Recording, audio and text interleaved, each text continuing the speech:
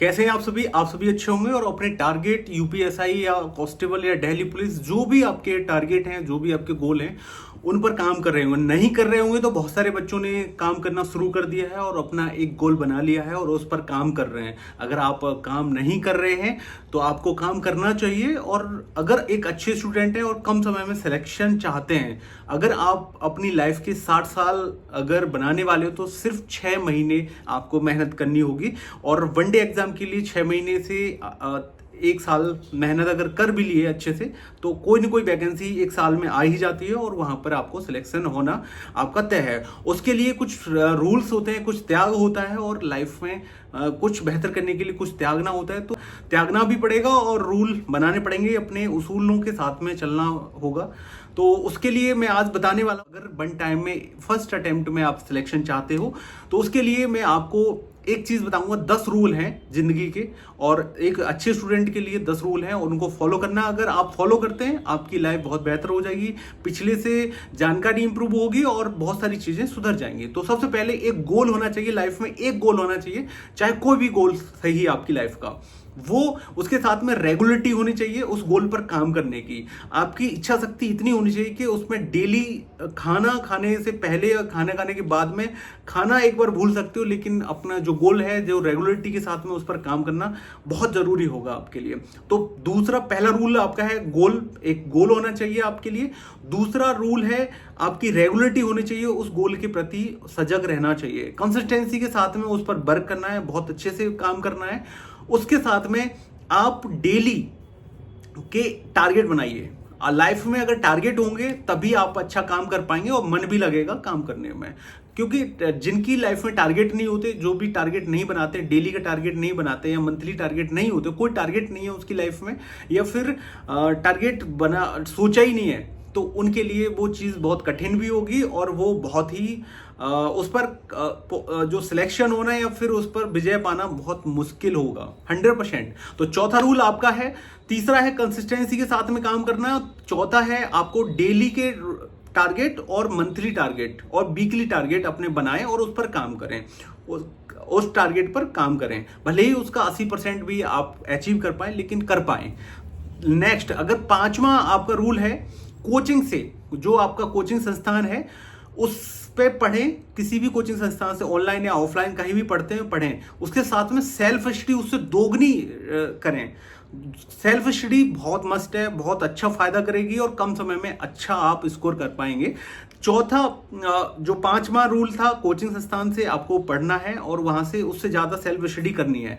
छठवां जो रूल है आपका, हार्ड वर्क करना है आपको। लाइफ में जो भी कर रहे हैं उस पर, जो भी आपने गोल बनाया है उस पर आप हार्ड वर्क करेंगे और हार्ड वर्क के साथ में ही आगे बढ़ेंगे, तभी जाके कुछ हो पाएगा। क्योंकि कंपटीशन बहुत है, 50 से 60 लाख फॉर्म पड़ते हैं। अगर एक भर्ती को देख लिया जाए तो 60,244 पदों पर 48 लाख फॉर्म थे।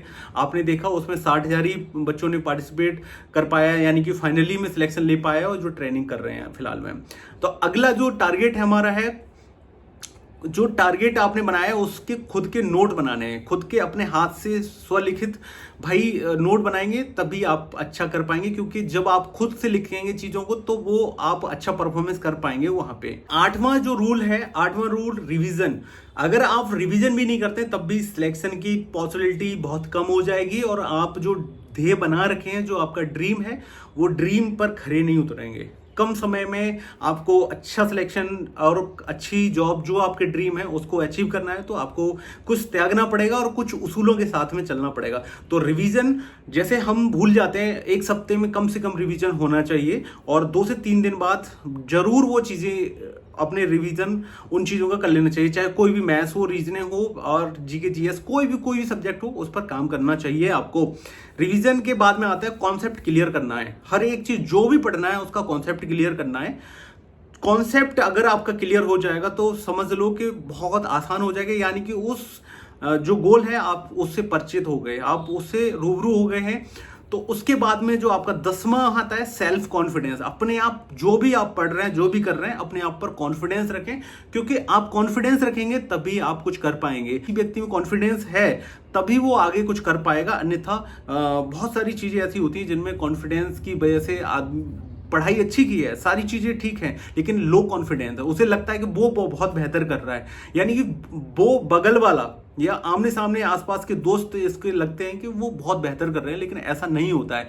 उनकी भी कुछ परेशानियां होती है, कुछ हैबिटें होती हैं जो वो उनकी हैबिटें वो नहीं बुला पा रहे, कुछ हैबिटें आपके अंदर हैं जो आप नहीं अपने हिसाब से उन पर विजय पा रहे। तो भाई जो गलत हैबिट है या फिर जो लगता है कि आपके कैरियर, जो भी आपका ध्येय है, जो भी आपका ड्रीम है, उस पर काम करने में जो भी चीजें बाधाएं आती हैं भाई उनको साइड रखो और उन पर अच्छे से काम करो, ठीक है।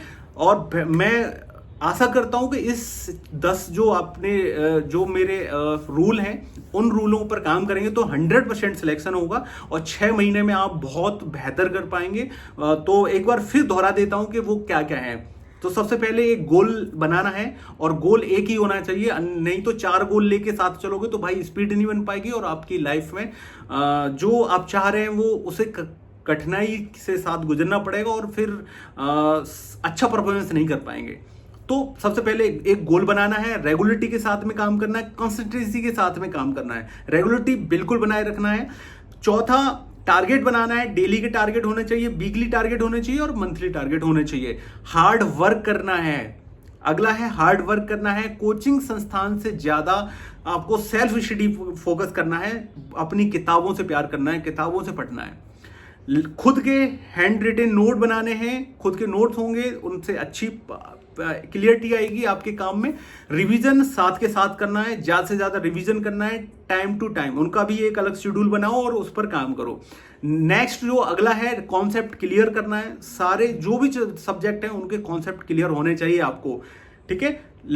अगला है सेल्फ कॉन्फिडेंस। अगला सेल्फ कॉन्फिडेंस बिल्कुल जरूरी है, सेल्फ कॉन्फिडेंस नहीं होगा तो ज्यादा कुछ कर नहीं पाएंगे। कॉन्फिडेंस बहुत जरूरी है, दुनिया में सारी चीजें कॉन्फिडेंस ही होती हैं। उस लाइफ में प्रयास करने चाहिए, ये नहीं सोचना चाहिए कि हमारा पड़ोसी बहुत पढ़ता है तो उसके परसेंटेज, उसकी सिलेक्शन की जो पॉसिबिलिटी है वो ज्यादा होगी, ऐसा कुछ नहीं होता है। वो किस तरीके से पढ़ रहा है ये अलग मैटर करता है, ठीक है। तो सबके अपने अपने रूल हैं, अपने अपने तरीके हैं, तो कोई किसी से कम नहीं है। आप हमेशा इन चीजों को फॉलो करेंगे और अगर इस तरह की वीडियो और भी चाहिए, और भी अगर वीडियो अच्छी लगी हो तो प्लीज लाइक भी कर देना, शेयर करना अपने दोस्तों के साथ में, अपनी फैमिली के और अन्य सदस्यों के साथ में शेयर करना।